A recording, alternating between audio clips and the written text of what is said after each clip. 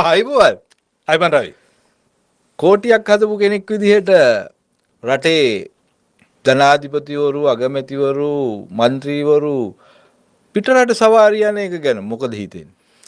අන්න ඒකයි රජිනිගේ මල ගෙදර ගියයි කියලා මේ රනිල් වික්‍රමසිංහට තමයි ඔය දොස් කියන්නේ.